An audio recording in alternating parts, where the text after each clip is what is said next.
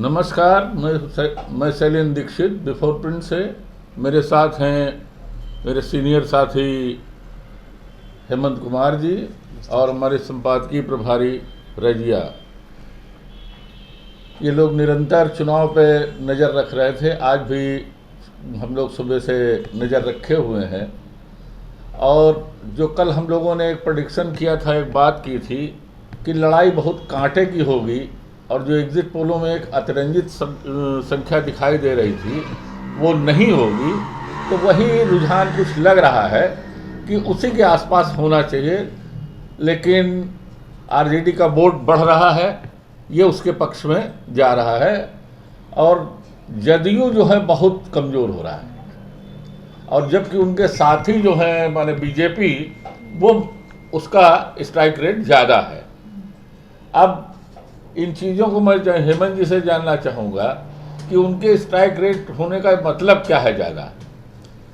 मतलब मैं व्यक्तिगत रूप से ये मान रहा हूँ कि जो एक बात शुरू से चल रही थी कि वो सबसे बड़ी पार्टी गठबंधन में वो सबसे बड़ी पार्टी होना चाहते हैं जी, तो शायद उनकी तैयारी ज़्यादा थी और उनके कार्यकर्ताओं ने ज़्यादा काम किया और उनका वोट ट्रांसफ़र नहीं हुआ ठीक से। जी।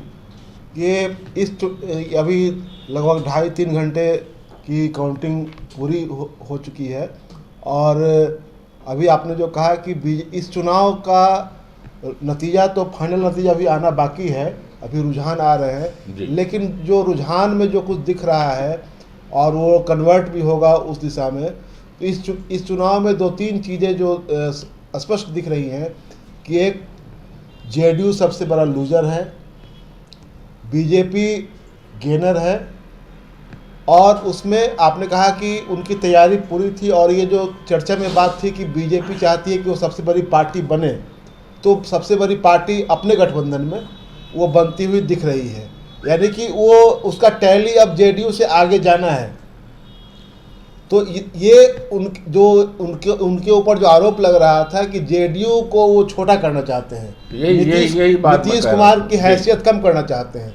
तो ये स्पष्ट हो गया हुआ है कि ये दोनों एजेंडा जो उनका घोषित नहीं था लेकिन पब्लिक में बातें थी और कहा जा रहा था कि बीजेपी ऐसा ही चाह रही है, तो ये स्पष्ट हो रहा है कि नीतीश कुमार की हैसियत भी कम हो रही है और उनकी पार्टी की ताकत भी कम हो रही है।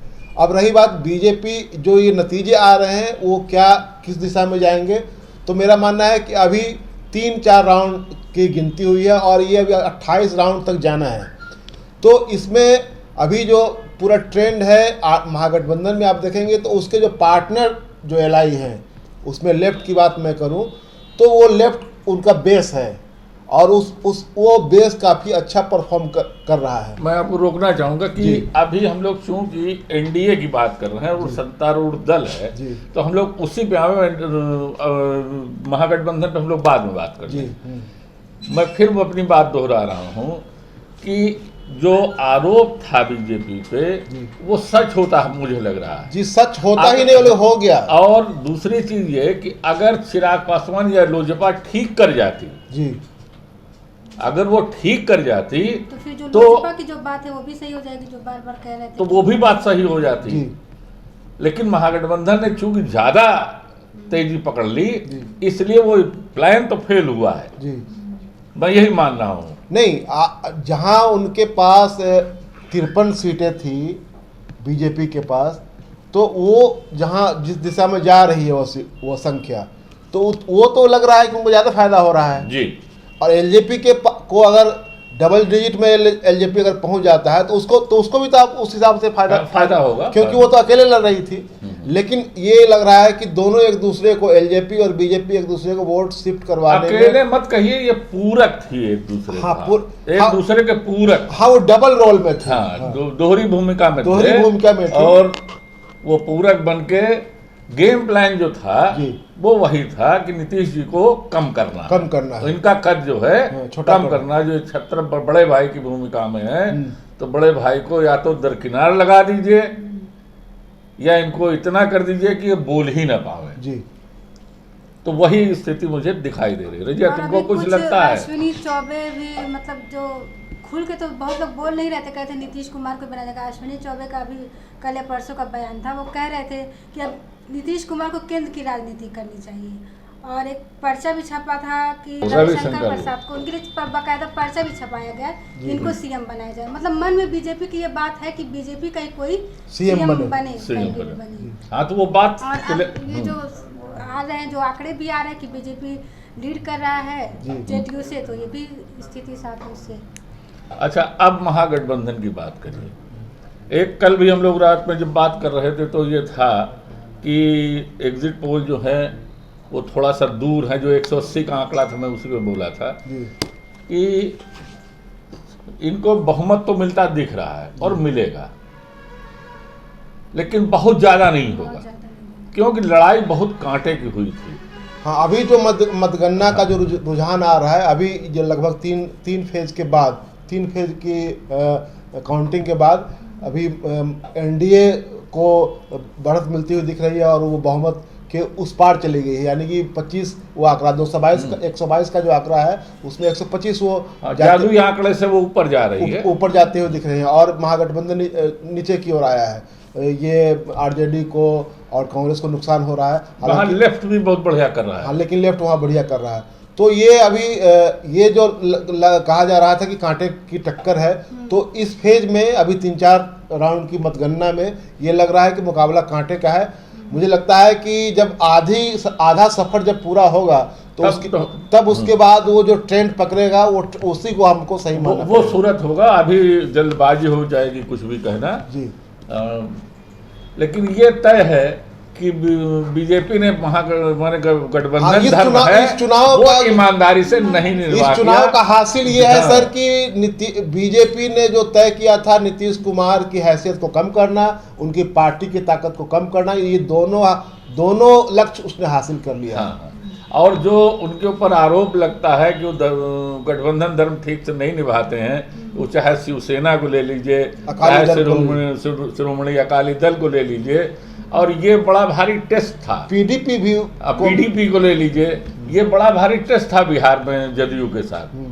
तो वो चीज क्लीन साफ हो रही है।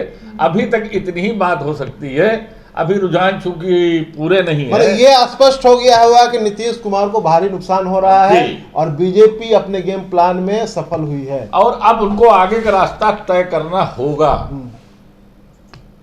एक बात और मैं इस पर जोर देना चाहता हूं सर कि ये चर्चा हो रही है कि जो सेटबैक नीतीश कुमार को लगने जा रहा है, तो उसके हिसाब से नीतीश कुमार अपना कुछ अलग रास्ता तय करेंगे। वो देखिए, वो अपने सर्वाइवल के लिए उनको बनाना पड़ेगा। हाँ। पार्टी को आगे बढ़ाना, क्योंकि इसी गठबंधन में रह करके अब वो सर्वाइव नहीं कर सकते हैं। हाँ, वो या तो अकेला चलो का रास्ता लें, हाँ, या कोई दूसरा रास्ता बनाए जी, कि अपनी पार्टी का विस्तार करके कुछ करके और सड़क पे खड़े होके एक संघर्ष का नारा दे के उस तरीके से आगे बढ़ें। और एक चीज और मैं इसमें जोड़ना चाहता हूँ कि जब बात चली ही है तो ये आशंका भी जताई जा रही है कि अगर इनके पास 30-32 सीटें आई तो नीतीश कुमार को साधने का बीजेपी के पास एक और तरीका है कि इनकी पार्टी में तोड़फोड़ करवाया जाए। और ये इस पर भी आपको हम लोगों को ध्यान रखना पड़ेगा। लेकिन अब उससे कोई सरकार या उस तो बनने का है नहीं, तो भी तोड़फोड़ क्यों करेंगे? नहीं, हम ये कह रहे हैं कि जब उनके पास इतना नंबर्स आएगा तो अगर उनको जरूरत होगी तो उनकी पार्टी तोड़ने की कोशिश करेंगे ना। अगर नीतीश कुमार चाहेंगे कि हम आपको समर्थन न देंगे जी, लेकिन नीतीश कुमार ऐसा करेंगे नहीं। राजनीति में कुछ भी संभव है, राजनीति में कुछ भी संभव है, कुछ भी हो सकता है। नहीं, ये अपने आप में विचारणीय विषय है कि एक गठबंधन में शामिल जो दल हैं उसमें 2 दल फायदे में जा रहे हैं और एक दल भारी नुकसान में जा रहा है। तो ये क्या बहुत नेचुरल है क्या? ये नहीं, वो नेचुरल लगता ही नहीं, नेचुरल नहीं लगता है। तो क्या संबंध नेचुरल रह जाएंगे? वो कतई नहीं रहेंगे, कि भाई आपने हमको साथ में रखा। और अगर एग्रेसिव हो के नहीं करेंगे नीतीश जी, हाँ, तो उनकी पार्टी में भगदड़ होगी कि उसमें बहुत लोग ऐसे हैं जिनकी पैदाइश आरजेडी से हो रही है, कुछ लोग बीजेपी से भी वहां पे आए हुए हैं। तो ये सब वापसी और घर वापसी का बिल्ला लगेगा कि हम घर वापस आ गए, मेरा दिमाग खराब हो गया था इसलिए मैं चला गया, और अब मैं घर में आके संतुष्ट हूँ। तो यही नाटक होगा, लेकिन अच्छा है, अभी हम लोग कुछ नहीं कहते हैं और थोड़ा सा प्रतीक्षा की जाए। हम लोग 1 घंटे बाद फिर मिलते हैं, तब तक सीन साफ हो चुका होगा कि कहाँ हम लोग जा रहे हैं। बहुत बहुत धन्यवाद। अगर आपको हमारा वीडियो पसंद आया हो तो इसे लाइक करें, सब्सक्राइब करें और साथ ही बेल आइकन दबाना ना भूलें।